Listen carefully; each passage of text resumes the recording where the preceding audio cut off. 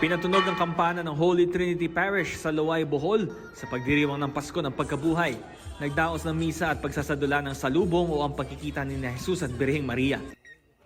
Tuwing Semana Santa, inaabangan sa bayan ng Luway ang hugos kung saan tampok ang isang higanting pelikan. Pagkatapos nitong tukain ang sariling tiyan, may dalawang anghel na lilitaw. Ang unang anghel aalisin ng itim na belo ni Maria, habang ang ikalawang anghel papalitan ito ng korona. Mga batang nakabihis sa anghel at nag-alay ng mga awit ang nanguna sa salubong sa Lawag City, Ilocos Norte, Coronadal City at Samal, Bataan. Sa Cebu, may mga pagtatanghal para sa pagdiriwang ng Pasko ng Pagkabuhay. Kabilang riyan ang pagsasadula sa pagkabuhay ni Jesus at sayaw ng ilang mga nakabihis anghel.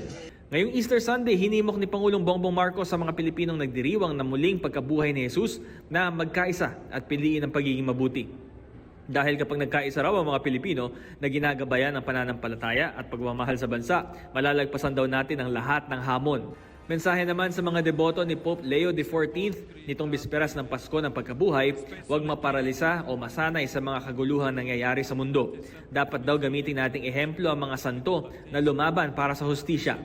Inanyayahan naman ni Manila Archbishop Jose Cardinal Advincula ang mga Katoliko na labanan ng mga puot at galit sa gitna ng gulo sa Middle East. Pati ang pagtanggi sa anyay globalization of indifference at ang normalization ng genocide. Umapela siya sa pananagutan, walang humpay na paghangad ng hustisya at agarang aksyon para mapawi ang paghihirap ng mga tao. Bam Alegre, nakatutok 24 oras.